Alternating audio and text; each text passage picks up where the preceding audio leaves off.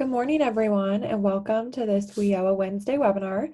My name is Kirsten Bayer with the Illinois Center for Specialized Professional Support at Illinois State University, and I will be the moderator for today's webinar.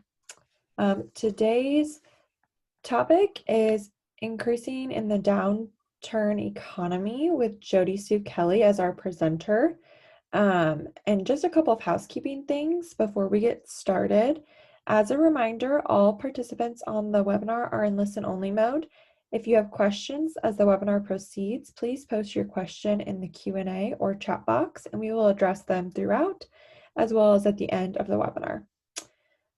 Another housekeeping thing that we need to go over is that this webinar is being recorded, and the presentation from today and the slides and handouts from today are all available on our website and on the Illinois WorkNet website, and the recording will be up within 48 hours. Tomorrow, each attendee will receive a follow-up email, which will include a survey asking you about today's webinar. If you could please provide feedback and suggestions you have to help improve our upcoming webinars, our professional development team would really appreciate it. And I will also put that survey link in the chat towards the end of the webinar. So if you have 5 minutes today while this webinar content is fresh in your mind, we would greatly appreciate your feedback. And then with that, I'm going to start us off with our beginning WIOA Wednesday polls, ones that we do every Wednesday. So if you're joining us, you are familiar with that. But first, we would just like to know where you're joining us from today. So where's your local area? Chicago, Northern Illinois, Central Illinois, Southern, and statewide. And we do apologize for the closed captioning being a little off right now. It's running through our presenter's computer, and so it will pick up her voice perfectly, but it doesn't pick up mine quite as well. So just bear with us for a little bit, and then it will pick up Jody's voice perfectly. All right, so we have a good span sprinkled across the state this morning, joining us mostly from the Chicago and Northern area, but we also have some from Central and Southern Illinois as well. So welcome, everyone. Thank you for joining us this morning. And then one more poll before we get started with our presenter today is just which partner do you best represent?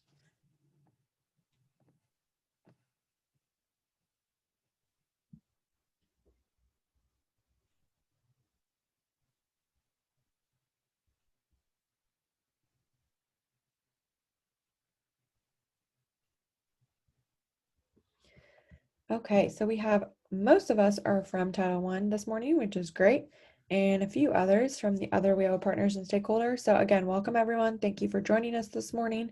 We're really excited to learn about this great content from our presenter today. So I'm going to hand it off to her, Jody Sue Kelly. Great, thanks. So hi everyone, I am Jody Sue Kelly. I'm from Signet Associates. I'm actually sitting right now in Annapolis, Maryland. So I've been in workforce for 42 years, and I do a lot of on-site training as well as, during COVID, lots of webinars for workforce development professionals.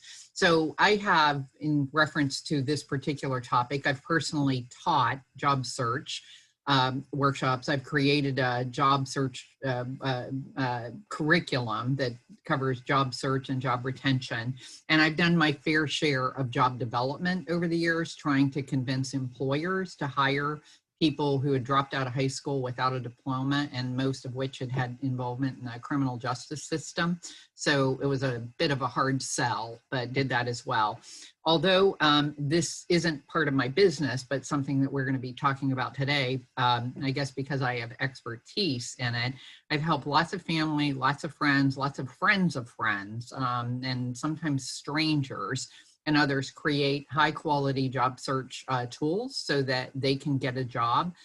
People all the way from like school superintendent, architects, engineers, recently a court administrator who was trying to be a court administrator for federal court in Baltimore, just make their way through that job search process.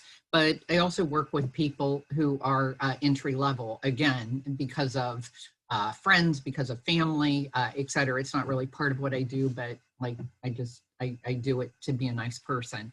Anyway, with the downturn in the economy, the pressure is really on to increase placements and in many states, just to move people off of unemployment insurance.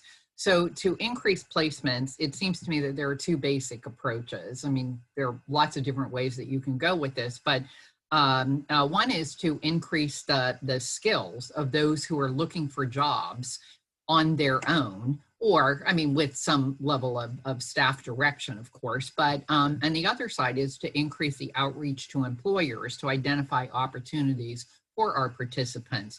Today, given the amount of time that we have, I'm going to focus on the left side of the page, how to increase the skills for those people who are looking. I did send a file in advance, and I think that Kirsten just put it in chat. You are going to need a paper copy, not of the overheads, not of the PowerPoint, but I think it's maybe 5 pages. It's a Word document. You will need to have that in front of you in order to do a couple of the activities that we're going to do. So my agenda is I put up, like in September, I taught a year-long course to workforce development professionals, all through webinar, once a month webinar, but on helping job seekers to fine-tune their job search tools and as well as other efforts, and to try to help the people that we place retain their jobs in a more effective way. Anyway, I had 133 professionals, so it was not at all a small sample. And in the course of the year, staff had to submit to me, almost as homework, like samples of job search tools that their customers had created, resumes, cover letters, job search logs, etc. And what I saw in that were very classic mistakes that I thought were costing these job seekers opportunities. So based on what I saw over the last year, I thought an effective use of our time today would be to focus on 3 specific areas of job search. There's a whole lot more, obviously, that we could search on, but job seekers, in my mind, have to really up their game to be competitive for jobs when, and to decrease their time on unemployment when the unemployment rate is so high, because that means there is lots of competition for the few jobs that exist.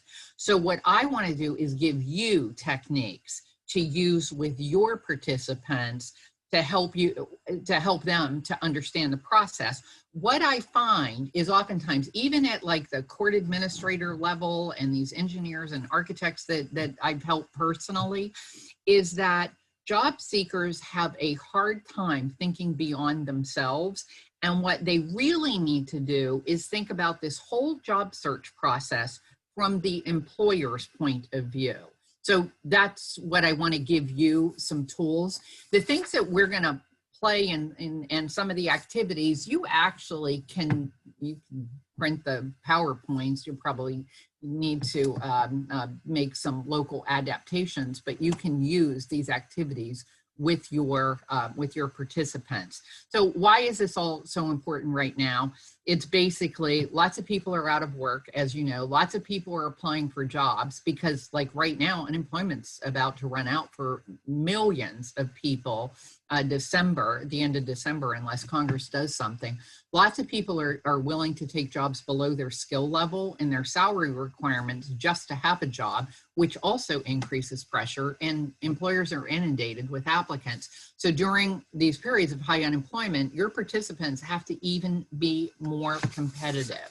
So let's jump in. And I was going to have you use chat, but this is going to take too much time. But I do want you to take a pen and paper.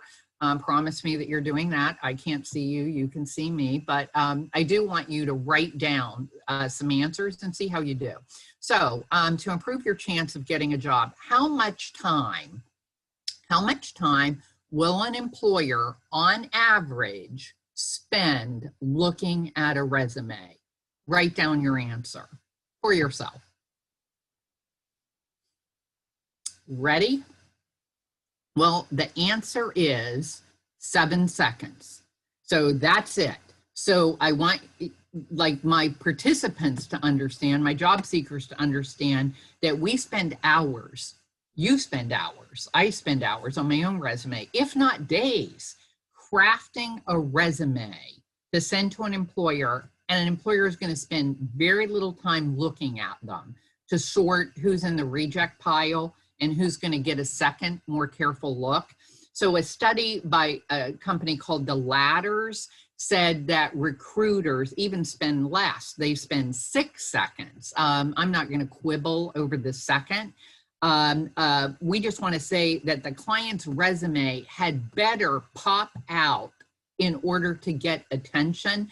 And what I find from, again, all these homework exercise, 133 that I've seen, is very few are popping out. Let's look at another question I want you to answer, and that is, what percentage of resumes that are submitted to a job are screened out?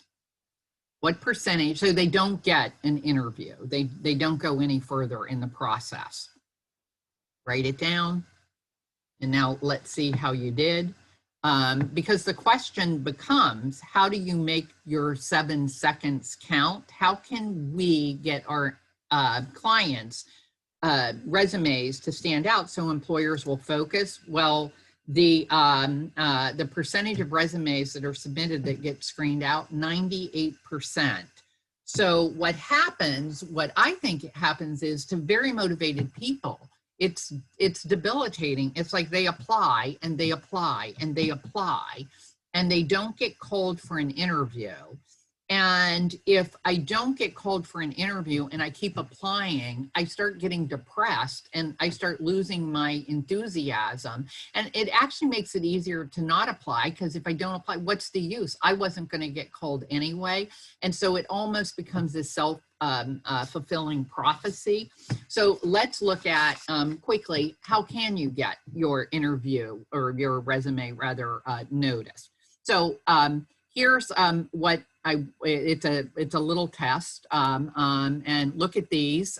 Again, you can write this down on your own. I normally have you use chat, but we're using the different form of the webinar platform. So 7 seconds, if you're an employer and you're getting these resumes and you're only going to spend 7 seconds, which would you pick? A, on the left, or B, on the right?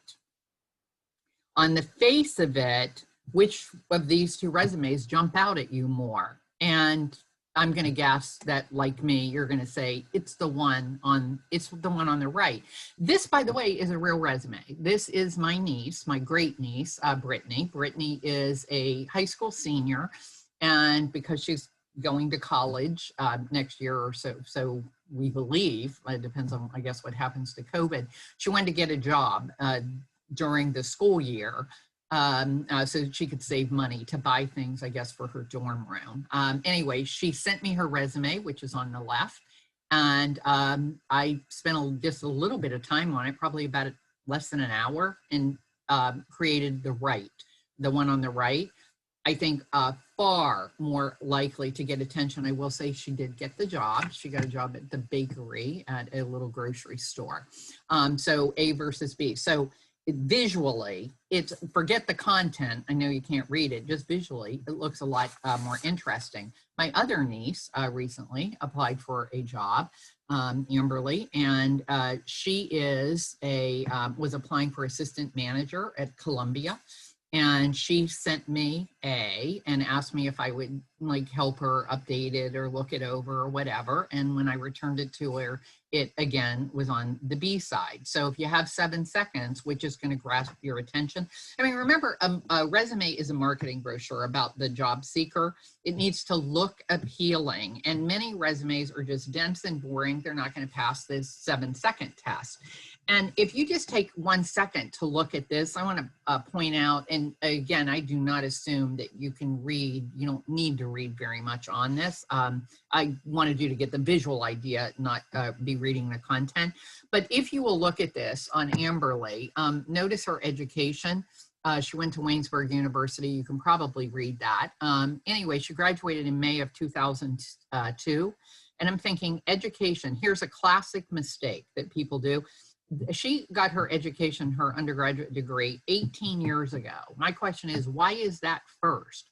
Why did she put that first on the resume? Obviously, what's going to be more important to Columbia to be an assistant manager is her current work experience at Columbia. Notice on her resume down here toward the bottom, she has a student library assistant from 2000 to 2002. Yes, she did that. Notice that gets 5 lines in the resume. How many lines did the Columbia, her current job that she's been doing for 12 years, how many lines did that get on the resume? 5. Yeah, 5 lines.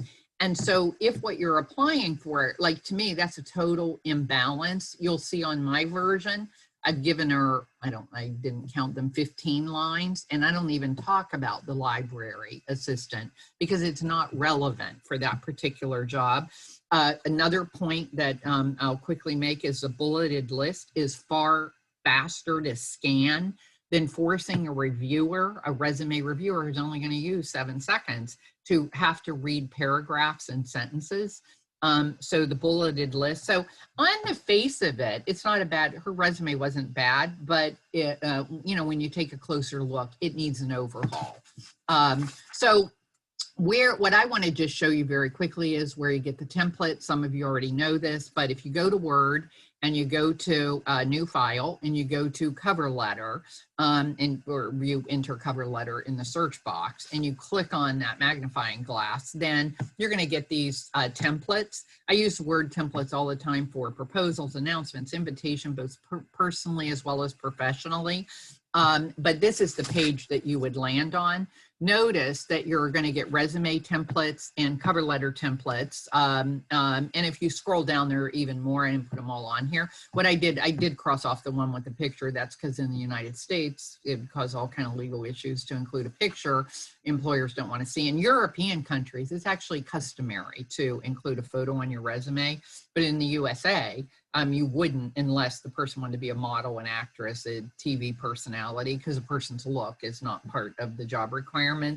Anyway, I think like with Brittany and with Amber, what I did was I went to the templates and made them look a hell lot better. So that's the first thing. It just visually, it has to be appealing. First point. Secondly, the resume needs to be customized. We tell people all the time, you need to customize, customize, customize. But the question to me is, how do I teach that? Too many people want to do one resume. I see it all the time. And even the ones that I got from my 133 students, you could tell it's a one size fit all resume. They're going to send that same resume out to 100 employers. And that forces employers to try to read between the lines to figure out if the applicant is a good fit, right? And employers aren't going to spend that much time. Employers don't read that far. If the applicant does not address what the employer has spent all this time and money posting, then the applicant's not going to be as competitive as the applicant who spent the time addressing all the needs that the employers has expressed. So one size does not fit all. People can have like one master resume. Like my niece, if she was going for a library assistant job, then I'd pull that right back out and use it, or was going to work at a university, I'd pull it back out. But for what she's doing right now, it's not relevant. So the thing that I find is that customizing a resume doesn't even take that much time, 10 minutes, 20 minutes, if the jobs are in the same field. So let's look at how you customize so that you can train your job seekers on the concept. So I need you to pull out the activity, the papers that I ask you to print.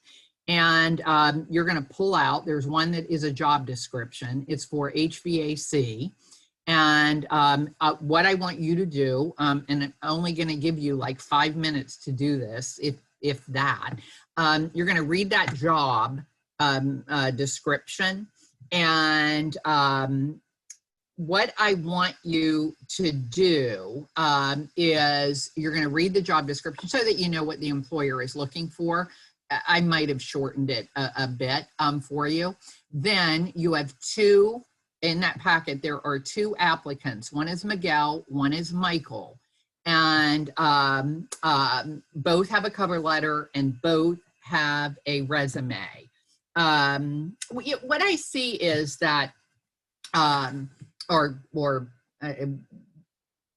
this form is also in that packet. And when I work with a lot of, or have done webinars and, or actually on-site workshops for employers. When employers, especially large employers like hospitals, universities, county governments, state governments, when they're hiring employees, they have like a system. Some small employers don't, but it's that they will list, as I've done here on this sheet, all of the qualifications for the job, what is in that ad. And in the HVAC ad, you'll see 3 years experience. They have to be able to start up and troubleshoot furnaces, like everything that the employer mentioned. And then what what an employer will do is they evaluate the resumes, they score them. So in our little activity, you're going to score the resumes just the way an employer would. A 0 means I don't see any evidence in the cover letter or the resume that like Miguel or Michael have 3 years of experience. If you don't see that, you give them a 0. If it's sort of implied that they meet it, but it's not specifically mentioned in the resume or the cover letter. So you'd have to read between the lines in order to make that. It's basically an assumption. You'll give them a 1. And if the person clearly says it, states it in the cover letter, I have 3 years experience, or it's in the resume with dates that I have 3 years of experience, and you're going to give them 2 points. And so there's only 8 items. And what I want you to do is go through, read the resumes, read the cover letters, and then go through and score. When you're finished doing that quick activity, which I think will only take you minutes, I want you to write done in chat so that Kirsten can tell me that it's time to move on. Jody, while we're waiting for them to participate in this activity, we did have one question that came through. Rose said, I was always told by our employment team to only use standard resumes, meaning to not use any of these graphic templates with color. What style should I use? Graphic ones with color. The thing is that I was teaching this class, and got all these resumes that came in, again, 133, and I get tons of them that from personal, family, and friends. The things that I see is that I think that oftentimes what we are doing is we are teaching resume writing from the 1980s, not from 2020. Like, things have changed, things have advanced, and we're still teaching techniques and strategies that worked like 20 years ago, and we have to update that. And like Amber, I can tell you this, on the assistant manager position at Columbia Sportswear, she sent in her resume, the one that I had updated for her, and it had lots of, the color, if I scrolled back and showed it to you. When she was interviewed, the person doing the interview for her, which was a district manager, told her of all the resumes that this person had received, that Amber's was by far, hands down, the best. And by the way, she ended up getting the job. The district manager said that she was going to be soon retiring, and wanted to know whether or not Amber would help her to write and improve upon her own resume. Because of course, Amber didn't tell her, oh, my Aunt Jody did that. So I think she thinks she would get the district managers, she'd send it to me, I'd make the changes, and Amber would again pretend. In the class that I taught, people made the changes to make the better resumes more colorful, and that's anecdotal, but I think that they were pleased with the response that they were getting in terms of getting their customers' place. I don't buy the whole thing of, it's a brochure, it's a marketing brochure. And, if you can, I think you can do overkill, but it's having some basic color and something that visually pops out is going to get attention. So let's move to 2020. Everybody done with the activity? How are people doing there? Yes, we have gotten a lot of dones. Okay, good. Great, great, great. So, We did have some more questions kind of alluding to oh, that, though. I don't know if you want to okay, wait or touch on them. okay. No, no, no, go ahead. Okay, so Linda said, it's more of a comment. She said, many of the applicant tracking systems I've worked with don't read all the information in text boxes. So it might make sense to upload a plain resume and then attach the templated one. And then here's some questions. Lisa said, doesn't it depend upon the industry the applicant is applying to? Many employers frown upon resumes that are as graphic and colorful as the ones presented here. I think, I mean, alluding to that question, Jody, and you can touch on that a little bit more, but as someone who is a young professional from our center, and I recently started with our center in March, which was 2 weeks prior to the pandemic hitting. So I was, applying for multiple jobs. I did use a color format that was similar to the examples that Jody is sending. I think it depends on the kind of position you're applying for, but the position that I applied for in my role that I have here at our center is online marketing coordinator, and that's a creative position. So I wanted my resume to exemplify that. So I think you can use some autonomy. Right, With what you're saying. I agree, and I think that you have to use judgment. But what I think is just the flat resumes can use, like there are things that you can do that are still interesting in terms of format, that maybe don't have all the color. Although, like as I'm sitting here and I'm thinking, I think that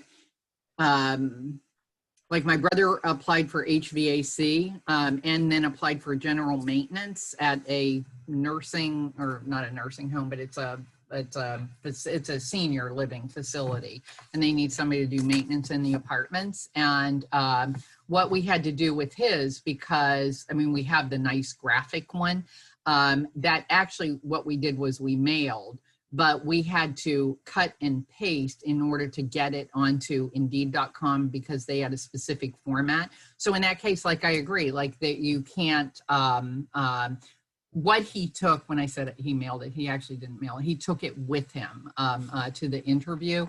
But the concepts that we're looking at right now with Miguel and Michael were definitely true, where it was a customized resume, but that is without the graphics. So yeah, I think you have to use judgment. But what I think is that I shouldn't have 100% of my clients who have no color, nothing that's visually appealing, nothing that stands out, because there might be a few employers that that would react in a negative way. So I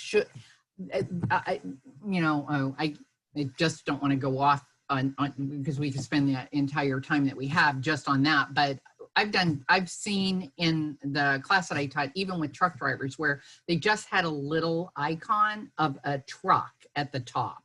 So it wasn't like an overwhelming amount of color, but there was still something that was graphically related. And one was for a barber, and they had like a barber pole that went down the side. So I think that there are creative things. Do I think that that is, like what I'm looking at, always is looking at, is how do I get my 7 seconds? So I'm gonna move to this because I don't want to just spend all of our time on the graphic. If it works, it works. What I'm saying is let's move to the current year. So anyway, when you look at Miguel and Michael, who got, if you tallied up the score, who got the highest score? And my guess is going to be, if you were putting this on chat, that it's Michael. What did Michael do in this, in his cover letter and his resume that Miguel did not do? And I think again, were we able to chat? The answer would be that Michael, my guess is, and again, we're not in person, so you can you could differ on a number or two because everybody's going to evaluate things. But the way in which I wrote it, Michael probably got 2s in every category because every box was checked. He had 3 years experience. He says he started up in troubleshot furnaces. And Miguel didn't address all of those things because Miguel was more or less is a one-size interview or one-size resume fit all. So when I look at Miguel, and if you look at your numbers, pick an area where he got you gave him a 0 or you gave him a 1. The question becomes, how much time would it have taken Miguel to make the changes that would have given Miguel a 2? And the answer that I see is, or that I feel is that it would have probably taken 10 or 15 minutes at most to be able to insert 3 years experience or have start up and troubleshoot furnaces, air handlers, or I have the ability to train other entry-level personnel. And so what happens is Michael ends up looking like the perfect fit and Miguel doesn't, even though Miguel could very well have all of the experience that that employer is looking for. So here is a tool that I use with my participants, or when I say my participants, even the people, the court administrator, the architects, the engineers, etc. I have a form, this I've stuck on a PowerPoint, so I want you to picture it's a full page. Here's how I teach people how to customize their cover letters and resumes. I make them list every credential and every asset, every skill, every requirement on the left-hand side that is listed in that advertisement. And then as we're either writing the resume or the cover letter, or maybe they've already written it, they already have one that they're showing me, we will check off and make sure that they've covered each of those skills or qualifications or requirements, so that we can make sure that every single thing is covered. So it's, I think that this is a technique where you can show them the concept. You could do it with their own ad. They bring you an ad, or they tell you where to find it, or maybe they email it, and we're going to list every skill and requirement that the employer has asked for, and then we're going to double check their resume and their cover letter to make sure that they are a perfect fit, hand in glove. And so I find that this tool helps bring home that concept of how you customize. So instead of just saying we've got to customize it, we're showing them the how. So that's very quickly on resumes, so much more that you can say, but I do want to cover cover letters, because one of the things that I heard in my class was that a lot of people don't write cover letters, or don't want to write cover letters, because they have a belief that most employers won't read them. So it's just a waste of time. But what I want you to picture is this. Before you go on a job interview, say that you have a job interview and you go out and you buy yourself a brand new pair of pants, and you spend 2 hours out shopping, looking for the perfect pair of pants, trying things on, putting them back, trying on something else. Then before you go to the interview, you iron the pants to make sure that they look sharp. And so you spend a lot of time and a lot of money on these pants. Well, it is, and then you wear them to the interview. Well, it's probably true that the employer will not notice that you have on a brand new pair of pants, but the employer will definitely notice if you show up with no pants on. So the same can be said with cover letters. Maybe the employer will read it, maybe they won't, but they will notice if the applicant doesn't bother to send one. So by not writing the cover letter, the participant is robbing him or herself of an opportunity to express things that can't be captured in the resume.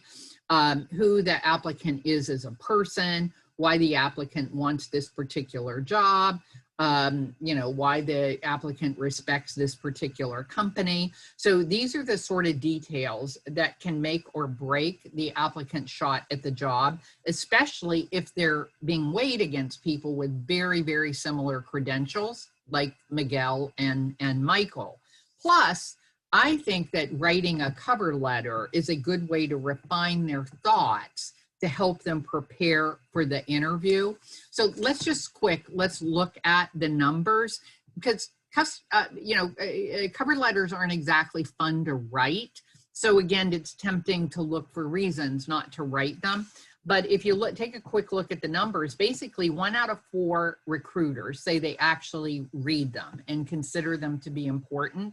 And so I want to emphasize that this was a study that was done on recruiters. Many companies that we place people at don't actually have recruiters, they're business owners. And business owners are more likely to read the cover letters than a recruiter. The smaller the company, the more important that cover letter will be. Another study showed that 56%, or 6 out of 10, basically want the applicant to attach a cover letter to the resume. So the applicant is taking a risk if they don't write one. Career Builders did a study and found that about half of all recruiters consider cover letters the second best method to give your resume a boost. The first best method to give your resume a boost is to customize it, just like I showed you. So here's the thing: hiring managers do like resumes based on the numbers. They get the applicant noticed. They show that the applicant has gone the extra mile, which shows initiative and demonstrate that the person really wants the job. So I think that they can give the applicant the edge. But to write a cover letter and to write a resume, both. As a matter of fact, when people come over and they ask me, like, will you help me write my resume? Will you help me write my cover letter? I want to apply for jobs. The first thing I make them do is, like, don't even come over to the house. Like, don't even talk to me. And some of it now I'm doing on web because of COVID. But like, I can't do it. I can't help you unless you have a job description, because if what we're going to do is customize the cover letter, customize the resume, and we're not going to do the one size fit all, I have to have something to build upon, and that's going to be this job description. So when to write a good cover letter, they have to have the job description that outlines all the assets and qualifications, so we can see which side are we going to put it on. And it seems to me that if a job seeker is not gonna, if they have no interest in personalizing their cover letter, and they just want a one size fit all cover letter, that's almost as bad as a one size fit all resume. It's almost like, then why spend, how much do you want this? Like, if you're not going to spend the extra half hour to do something that is going to be quality, again, because there's lots of competition out there right now. So here's an example of how to customize based on a job posting. So I did medical assistant. We're seeking, this is real. I don't make any of this up because frankly, I'm too lazy. We're seeking a medical assistant who is friendly, well-spoken, and can multitask in a fast-paced environment. That's in the ad. So what's going to be in the cover letter? I am friendly and enjoy engaging with people of all walks of life. So you expand that. I have developed conversational skills and can relate well to patients, which again goes to their well-spoken, and I can multitask in a fast-paced environment. I recognize that in a medical office, days can be long, hectic, require multitasking. I'm up for the challenge.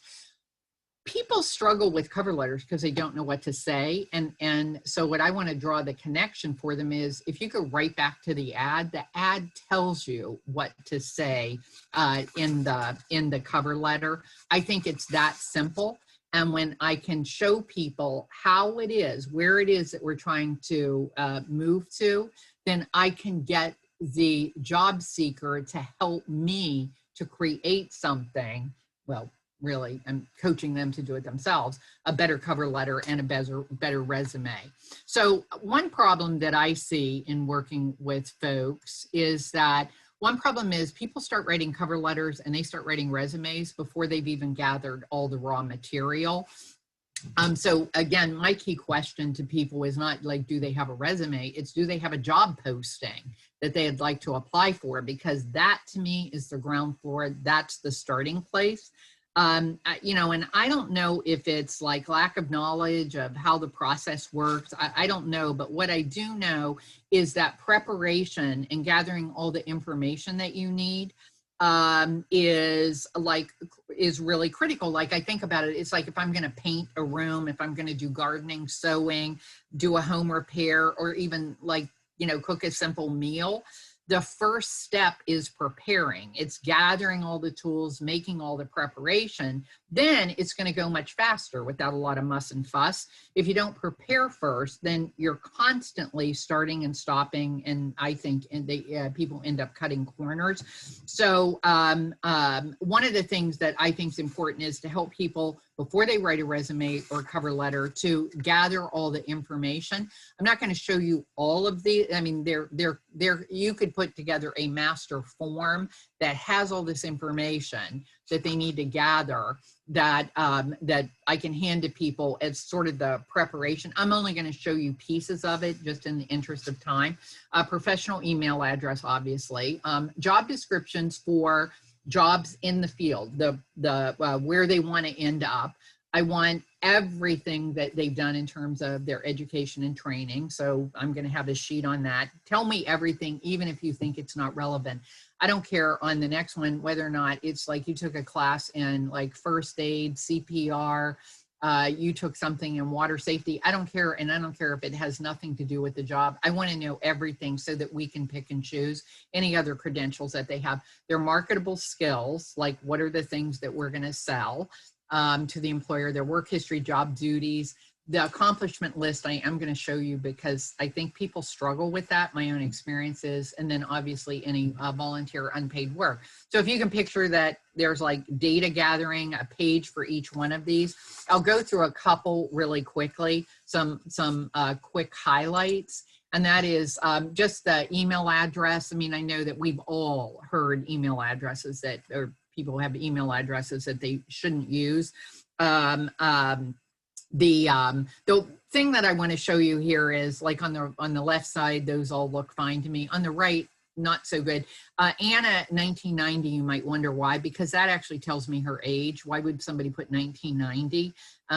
She's probably 30 years old, and employers that's giving out too much information. Hot mama, obviously not. Doobie 911 or Sportsaholic, like all of those things. And again, like I was making correction on those 133. I think this is so basic, but I was saying this person needs to get a different email address. So that does become problematic, not to spend too much time there. If somebody has no experience in the field, I saw a lot of resumes, education like medical assistant or phlebotomist, that they had a certificate. If they have no experience whatsoever, I actually would go back on, look up the school that they said they went to, find out what courses you had to take so that I can add those, so that it adds the element that it seems that you know more. It almost replaces, well, it doesn't totally replace, but you get the idea. It says that you do have some experience in this. So you want to add those. So I just use phlebotomist and truck driving here, saying defensive driving, road safety, all of that, instead of saying I have a CDL. So if you have no experience, go back, look at the actual classes. Gather job descriptions for past jobs. This is from Dollar General. So when somebody's done something, I make them go back, like, tell me exactly what you did. I even saw this with Amber. I've seen it with Brittany, my younger niece. Like Brittany worked at a deli and she made sandwiches. That was last year or last summer. And when I said, like, what do you do? She can't, it should be like, I serve customers. Like, and so I went back, looked at a sandwich shop, looked at the duties that you would do. And I said, like, let's like put a check mark beside all of these things that you think that you have experience doing. So basically what I'm saying is a lot of people can't remember what they've done, or they only pick like 3 things that they do, or they don't know how to word it. So I look it up, exact replica of that job on Indeed, and then we're going to put check marks so that I know what we can drag over to the interview. Don't work hard, work smart. Find something to help jog their memory. Finding accomplishments is the thing I really struggle with people, helping them to think this through. Job seekers, I can send them the questions and they can think about these, or I can ask them and help them think through what makes you special. This is really hard for most people. It's like pulling teeth, or I feel like I'm acting as a detective, but I have to get them to not only tell me about the job, but tell me like what you did that was an accomplishment or a little extra. So did you train other workers, or did you resolve, like, did you have a really challenging service issue? I've asked this to architects a million times, like, tell me a project that you worked on that had some real challenges in terms of you know, getting this project built. And some would tell me about like, well, it was, you know, in an area that had flooding, so you had to deal with that, or maybe it was a zoning issue.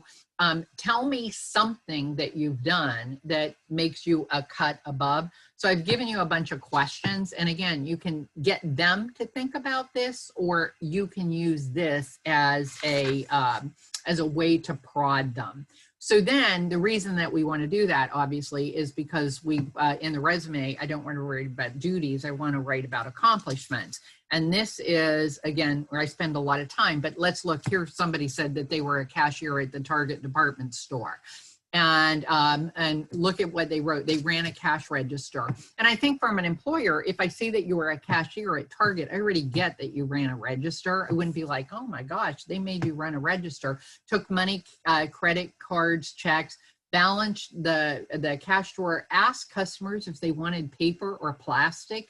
Really? You're going to put this on your resume? And I know you're thinking like, oh, Jody just made this up. I don't make up anything. I am way too lazy. This is the kind of thing that I find like comes through: scanned items, bagged items. So I did a rewrite, and here's my rewrite: delivered fast, friendly service to Target customers, handled 250 to 300 customers at checkout per shift. How do I get that? By interviewing the person, finding out like, well, like how busy was this? Busy, like how many people, collected cash, checks, credit card payments. At what accuracy? 99.9%. If you look at A and B, I'm an employer. I want to interview the B person, not the A person. The A person, like, I already know that. People who were housekeepers at a hotel will go like made beds. And I'm like, yeah, I get that. I already know that. What else did you do? And maybe it's that I met my production goals, you know, cleaning so many rooms in so many hours. So what I think is that we've got to work with people on getting the resumes into the accomplishment arena, because that's who employers want to hire, especially, again, when it's competitive. So bottom line, creating effective job search tools really can make a difference. And so what I want us to turn to then is, now let's look at the other big screening tool that employers are going to use, and that is going to be interviews. The biggest, when you think about it, like, employers are really risk averse, and that's why they screen resumes. That's why they're going to look at cover letters. Sometimes they do a telephone screening because they don't want risk. They don't want to hire somebody who is not a good fit. I don't want to have to fire people. I don't want to have to lay people off, because that actually increases my unemployment tax. So that when you look at it, the 3 biggest risks that employers take are: 1, that you're really not qualified for the job. So they're going to ask you questions about your skills and qualifications. 2, they take a risk that maybe you're going to be difficult to get along with. Maybe you have the skills and qualifications, but you're like not going to be a good fit with other employees.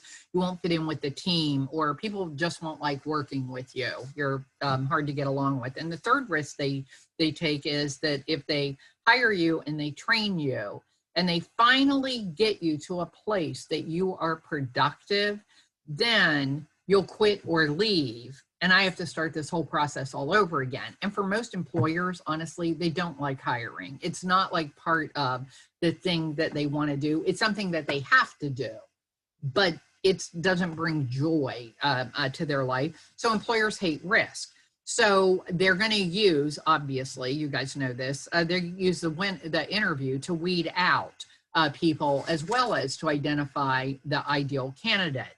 So in order to help your customers prepare for the job interview, there are a few things that need to be on their list of things for them to do. Definitely, before they go to the job interview, they need to review that job order again, so it is fresh in their mind, so that they know exactly what the employer is looking for. They need to anticipate questions. You can read, I mean, all of you are probably expert at this. I definitely think that I'm above average. I can read a job description and I can predict with a fair degree of accuracy what you're going to be asked in the interview, because what they write in the job posting, of course, is the things that they're concerned with. So you're going to need to prepare answers to common questions. Do you have the skills for the job? Are you going to be a good fit and a good member of the team? And are you going to stay if I hire you? Because those are the three biggest risks that employers take. And then for tougher questions, like if somebody's job hopped, what's going to, like, how are you going to respond to that if you're asked? Have you ever been fired? How are you going to respond to that? Or have you ever had some type of conflict on a job? And obviously people need to practice and practice some more. So in order, like what I'm saying with the job resume, with the cover letter, with the job interviews, the core of preparation is always coming up with a job description, having a job order, so that we know very, specifically what it is that we're writing to. So again, we're not doing the one size fit all. Here's the issue that I see in all of that. And here's an activity that you could actually do with your participants that we'll spend a little bit of time doing here. So oftentimes in programs, well, let me back up. Employers are not very creative in terms of what they ask in job interviews. I mean, some are, they'll say, if you could be an animal, what would you be? But if you go online, you can find worksheet after worksheet, website after website that will say, here are the 50 most frequently asked questions in job interviews, or here are the 100 most frequently asked questions in a job interview.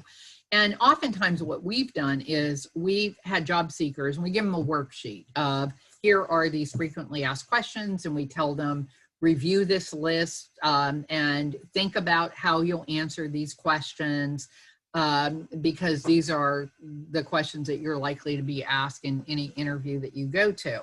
And I'm telling you, even for me, that task is too overwhelming. Like if I give somebody a list of, here are the 50 questions that you need to prepare for in order to go onto a job interview, 50 is so overwhelming that if I gave them a sheet with, 50 questions on it, what do they end up doing with it? Maybe they scan it quickly, but I think that most people then put it on like the kitchen counter, put it on the, side of the table, put it on the side of the desk. It's so overwhelming a task, even if they start and they look at the first 3 or 4, they are not going to study those 50 questions. So, and anytime that someone's interviewing for a job, their stress level goes through the roof. I want them to feel like less stressed and more relaxed. I even think of like interviews I've gone on, or when I had to defend a proposal that I wrote, it is like, it's nerve-wracking. So the real challenge to me is, how do I shrink down those 100 most frequently asked questions or the 50 most frequently asked questions into something that is much more manageable and less scary for the participant? So we're going to do a short activity that helps us to break this down into a more manageable activity, and is hopefully is done in a meaningful way to get our job seekers prepared. Because here's what I look at.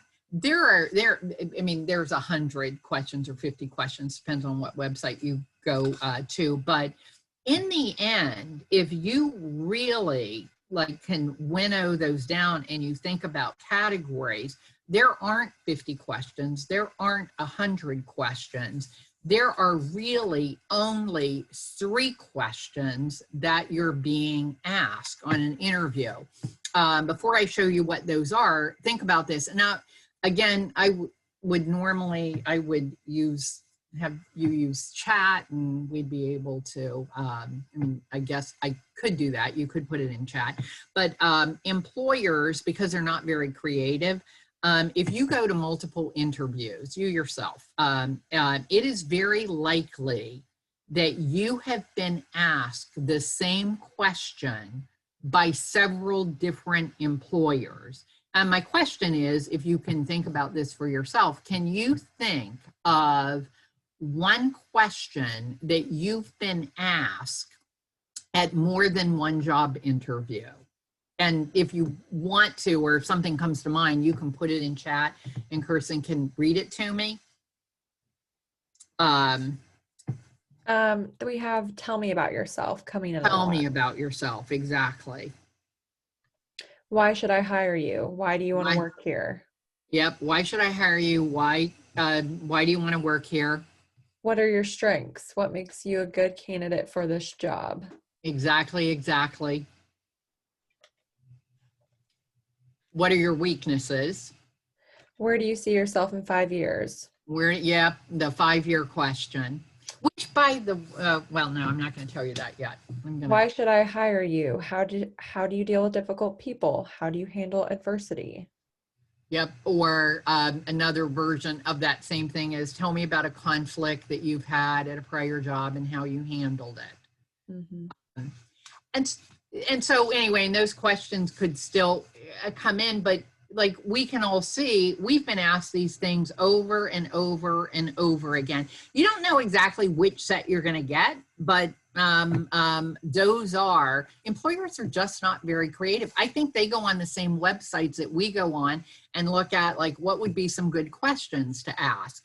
So what I find is it's very difficult for our participants to memorize answers to every question that may be asked. So it's helpful to help them to figure out what the employer is really asking, because that way they're going to get a much better idea of how to answer the question. So here's what I see is that, because memorizing these answers is too hard, let's reduce the questions to only 3. And then I'll show you an activity, or I'll give you, we're going to play the little activity that I help bring this point home. Here are, so one of the questions that they're going to ask is, are we going to like working with you? Are you going to be a good fit here? And what does that go back to? One of the questions that you guys even put, which is, how do you handle adversity? Or what I said, tell me about a conflict that you've had and how you've handled it. That's all of those are questions in the category of, are we going to like working with you? Another question that people or employers are going to ask are, do you have the skills and qualifications to do the job? So they'll say, tell me about your prior work experience. Can you talk a little bit about your education? Can you talk about the vocational training that you've had? In your past job, you said that you did X. Can you tell me a little bit about like, how you did X. So do you have the skills and qualifications to do the job? And actually, my experience has been, because they've already reviewed the cover letter, they've already reviewed your resume, they already have a good idea if you have the skills and qualifications to do the job. That's not to say that they're not going to ask you questions in that area. They will, but it's far fewer than what they're likely to ask in the other categories. And the last question is, are you going to stay if we hire you? Or are you going to quit soon thereafter? So an example of that, which you guys actually said, would be like, where do you see yourself 5 years from now? What I want to hear is, are you going to still be in this field? Is this just like a temporary place that you're landing until you can move on to somewhere else? Another one, are you going to stay if we hire you? It would be like, tell me about why did you leave your last job? Because what I'm trying to do is figure out whether or not you're going to do that same thing here. So what I want you to do is, I gave you some interview questions, and I told you to cut them into strips. So you should have a dozen, I think, questions that are cut into strips. And what I want you to do is, I want you to read the question. You'll pull those out now. And I want you to read each of the questions. And what I want you to do is put the question into the pile that you believe is the real question. What is the question behind the question? So do you, where do you see yourself 5 years from now? I would put in the retention pile. Tell me how you've handled a conflict. I would be likely to put in the, are we gonna like working with you pile? So go through, and I want you to, I'll shut up, and I want you to put those into categories. And write done when you finished with that.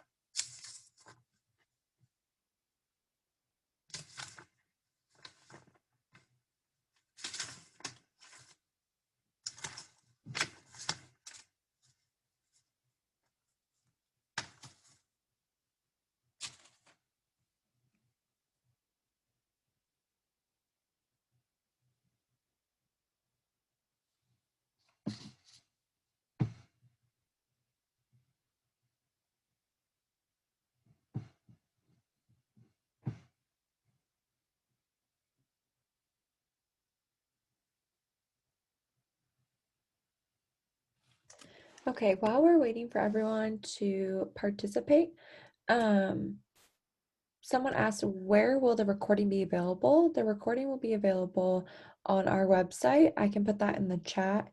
I've put it in there at the beginning of the session, but I'll re-put it in there just as a refresher. And then it will also be available on the Illinois WorkNet website as well within 48 hours of today. So you can access that recording. We did have a couple questions coming through. Okay. Let's get to those. They're pretty quick. Questions. Do you feel that objectives are needed in a resume? I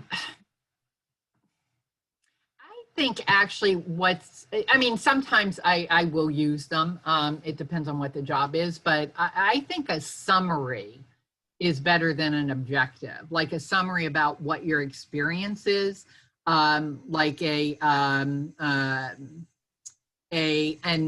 experienced, if we went back to the ad that I showed you earlier, an experienced HVAC mechanic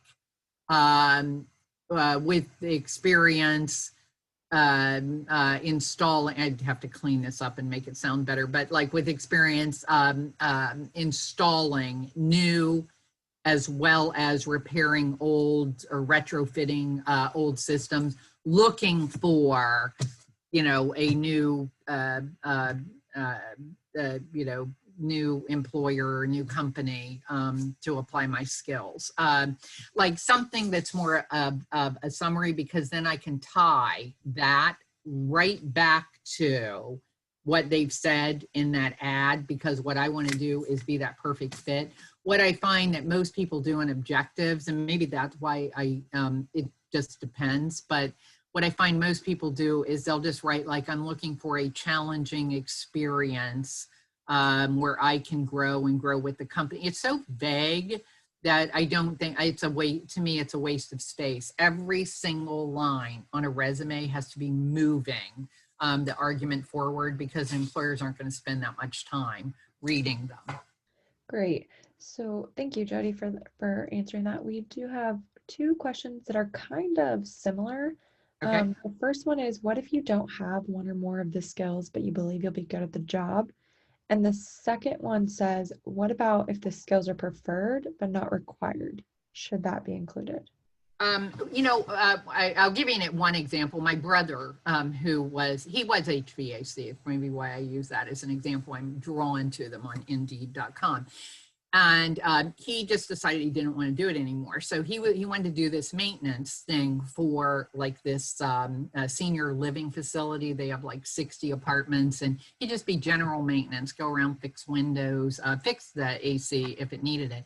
But they said that he had to like take care of the grounds, and he had to have groundskeeping experience. He doesn't have any experience at that. And so like, I was troubled by that, because it's like, oh my gosh, this is, and it's a big part of the job, like, because they own acres.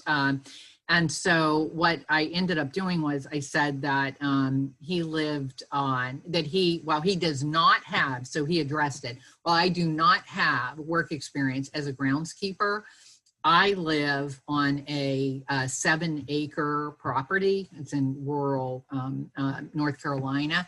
And, on that property, I have fruit trees, I have ornamental bushes, I have, hedges, blah, blah, blah. And I have to take care of those. Plus, I have, because he's also never worked maintenance he's just done HVAC. And before that, he was a truck driver. I said, like, he has 2 rental apartments. And so like, he has had to do repairs on those. So I'll come up with something. Or if it says like, must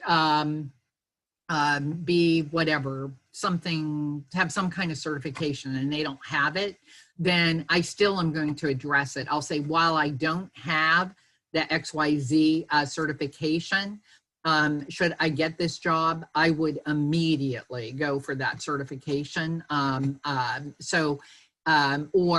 while I don't have my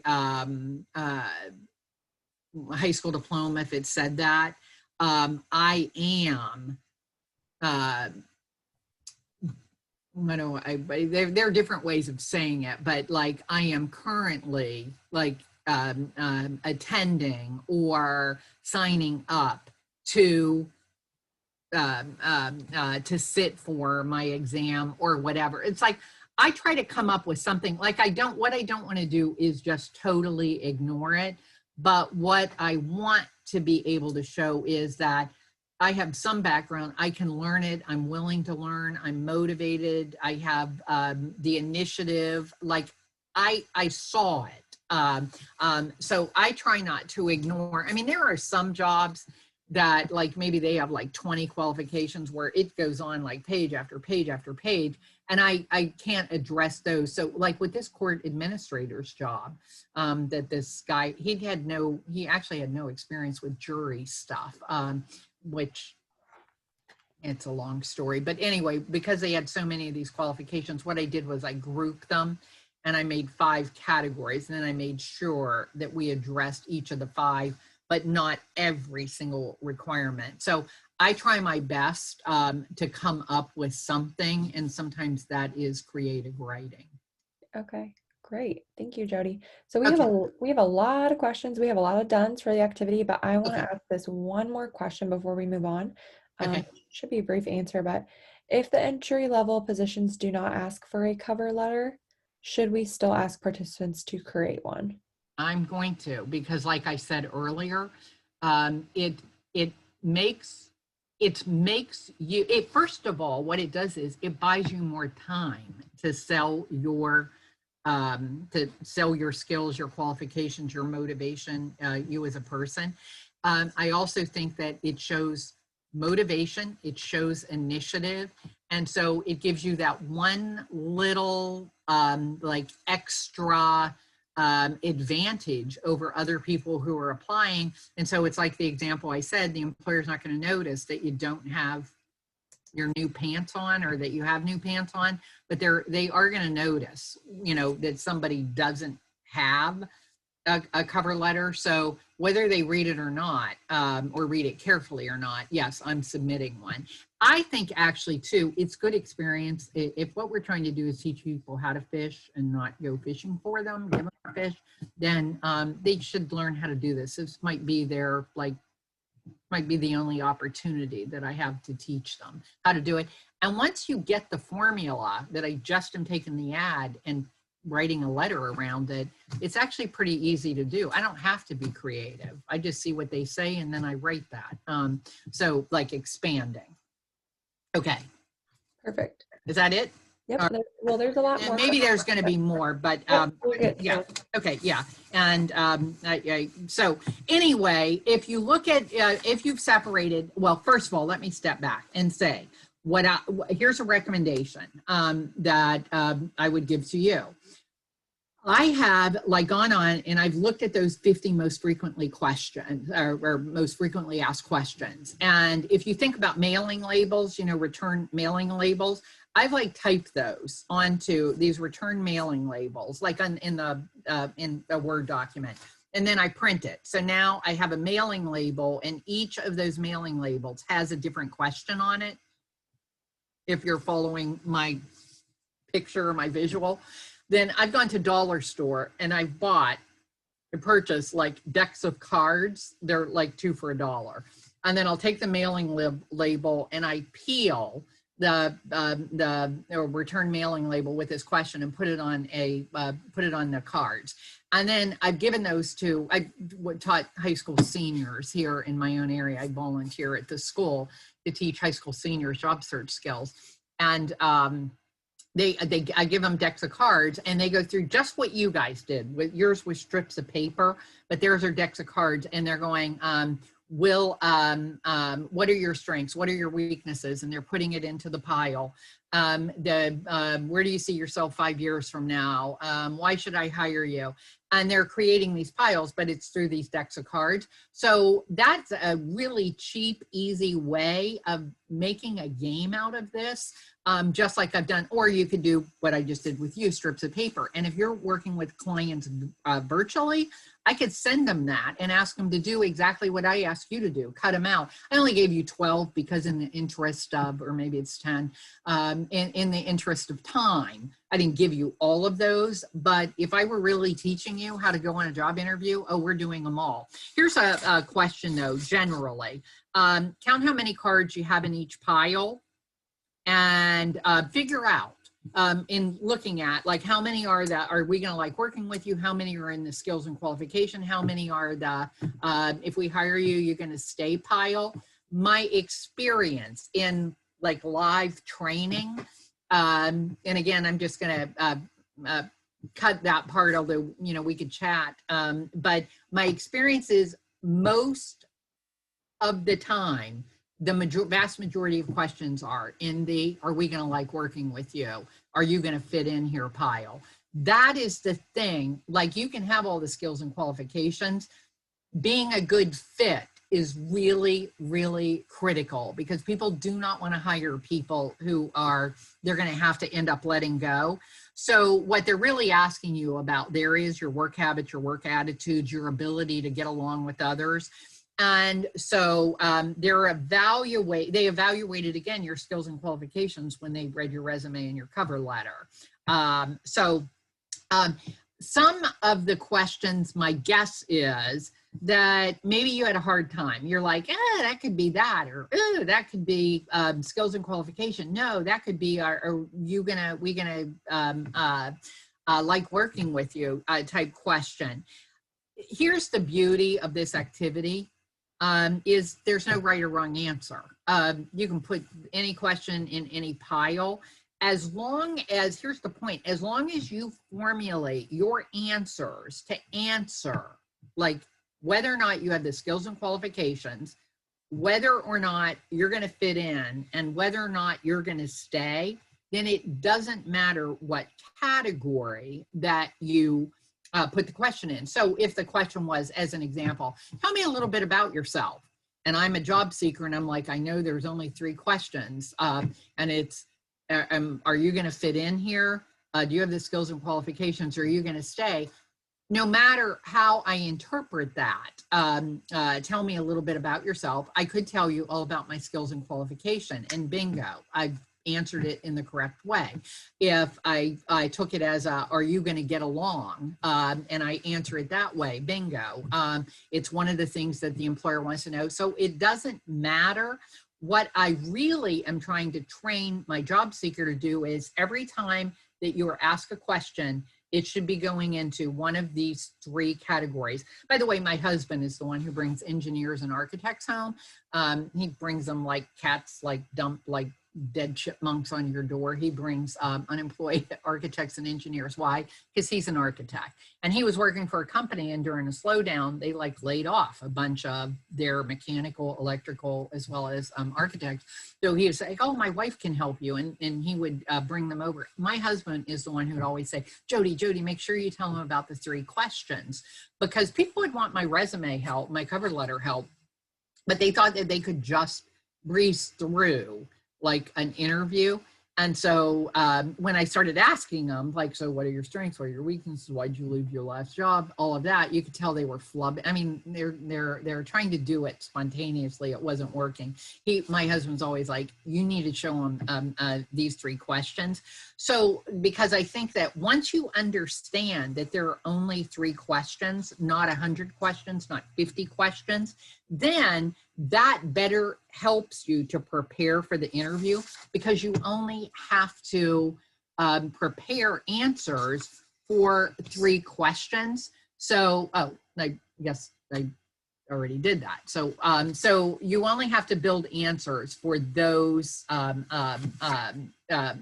categories. So what I do with my people that I coach is they'll have 3 sheets of paper. Sometimes I'll just have 1 piece of paper, but it's 3 columns, and they need to build a bulleted list of things that they want to make sure that they cover in the interview, and it's in those 3 categories. What are your skills and qualifications? What do you want to make sure that you talk about? Sometimes the employers don't ask the question that you need as a basis to be able to like to espouse on, like something that you think is important to say. So I put it in this category so that no matter what you ask me, like I have my bulleted points of what I want to get across. Show me, prove to me, give me examples of how you can demonstrate that you are going to fit in as a member of our team. So tell me stories about that. So they're going to write those down, evidence of other ways that they worked in a team that they're going to be able to bring out at the interview, and to demonstrate that they're willing to stay or that they're going to retain. So now they have these 3 categories, they have the answers, and now no matter what you ask, what is asked, you know, what are your strengths, what are your weaknesses, what are, tell me a bit about yourself. What I'm training the job seeker to do is think about those 3 sets of questions, if that makes sense. Well, I'm about to open it up for questions, so if you have then you'll ask. So the key concept for us today, there is so much more. I know, I mean, I taught a year-long course, and this is an hour and a half, is during a downturn in economy, the job search is much more competitive. They have to have stronger tools. So I want to build the entire strategy around customizing, and that's the resume, the cover letter, and the interview questions and answers. And so with that, I will open it up for questions either on the activities or even anything that we didn't even talk about here. Kirsten? Yes. Yeah. There's a lot of questions. Couple of them. Let me scroll back up here. Well, while you're scrolling, I just want to say that what I was trying to also show you is like engaging activities that you can use to train your participants. So if they did the Miguel, or you can make it a different thing, it doesn't have to be HVAC, but you, like the thing that I think is what we want to do is we want the participant to, at least for a moment, think the way an employer thinks. So if I have them evaluating cover letters and resumes, they get it opens up their perspective. Oh my gosh, this is how they do it. This is what happens on the other side of the desk. The same with the cover letter fits right in there, but also with the interviews, it's that I'm showing them what we want to do is show them the employer's perspective. So many job seekers only think of things from their own perspective, and that's where they fall short. So you have to think exactly like the employer does, and that's how you're going to win. Okay, Jody. So Chuck Jones would like to know, when it comes to the term overqualified and overdressing the quote, "will you stick around" issue, what do you recommend for tailoring the resume and interview to reconcile the applicant's experience to the position? Some employers are intimidated by applicants that have higher levels of education than required. I think that and everything ends up being like it depends kind of answer, because as you can imagine, everything's going to be individualized because we're customizing for that employer. So if there is a way, like as an example, if I, who've been doing like training and technical assistance and consulting in the workforce field for 42 years, but let's say that I don't want to do what I'm doing anymore. And that's hypothetical because it's not true, but I decided that I just want to get a local job. That's what I want to talk about, is that, and lots of people, it's like that I moved up and I worked at this level, but what I found that I missed and what I really have a passion for is actually doing the work. Example, my husband now, he's an architect. He doesn't do any architecture. He's a supervisor. I mean, he's got a bigger title than that, but he's at the University of Maryland. He doesn't like draw drawings. He doesn't do measurements. All of the things that he loves doing is not what he does. He does personnel, hiring people, firing people, like sitting at big meetings. I mean, and so he's no longer doing what his passion is for. So I think that that's the area that you have to explain that in the cover letter. It's like that, while I have experience with X, like, I've done that, been there, done that, and that is not what my passion is. And so what I want to do is get back to the real work of whatever this thing is. Like, I know I don't want to be a dispatcher anymore. I want to get back in the truck. But there has to be an explanation, because Chuck's right. Otherwise they read through it and go, this person will never stay. And that becomes a problem. Or they could say that I guess, again, it depends on the situation. I must have to interview people to find out what their situation is so we can come up with an answer. But that that they worked at this higher level, they saved well, that they want to work because they want to work, but that they're willing at this point to trade a higher salary to be able to do work that they love. So that I think that it's like, because I understand that other level and I get that perspective of the higher level, I think that I will add even more value. So Chuck's right, you have to address it. But I think that depending on the situation, there are ways to be able to do that. Okay, great. Thank you.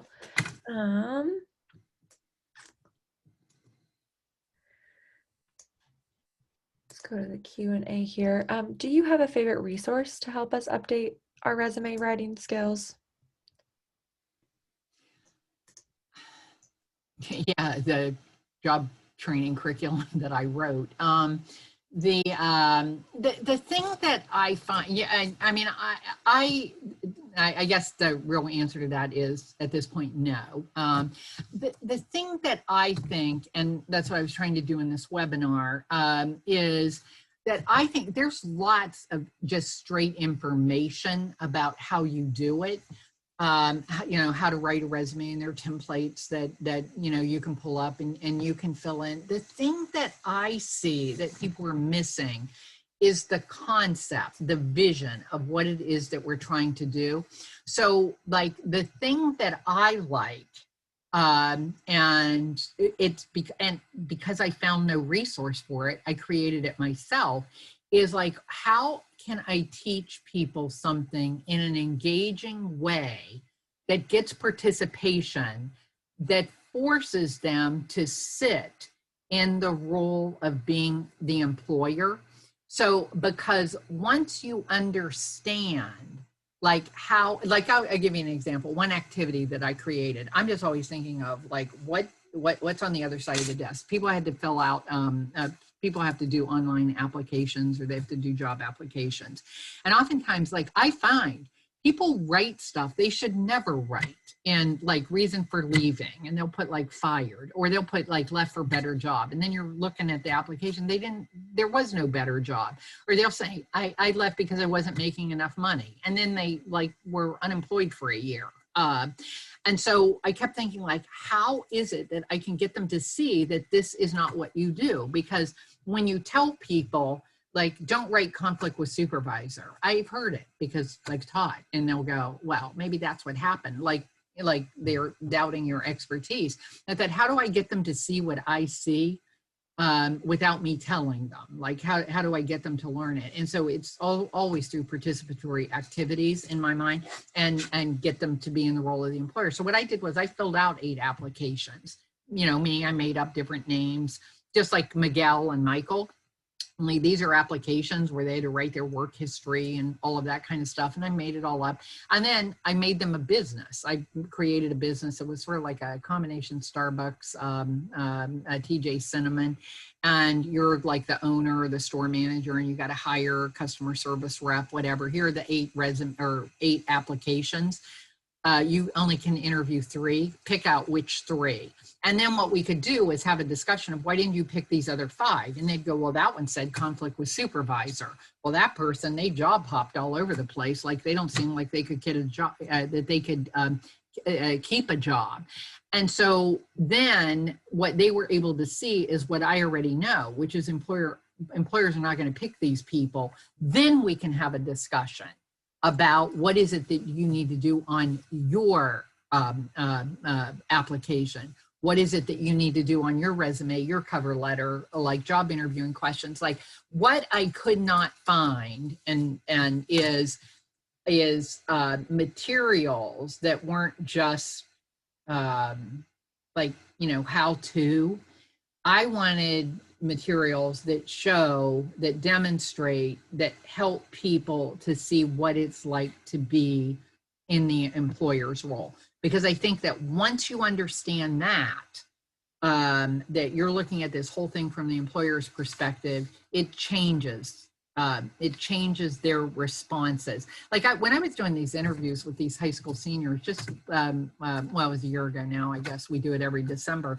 I asked them, like, tell me what your weakness is. And they'd been to these classes where they were prepared for an interview before they bring in like outsiders to actually do mock interviews. These high school seniors were saying to me, like, what's your weakness? And they go, well, my weakness really is motivation.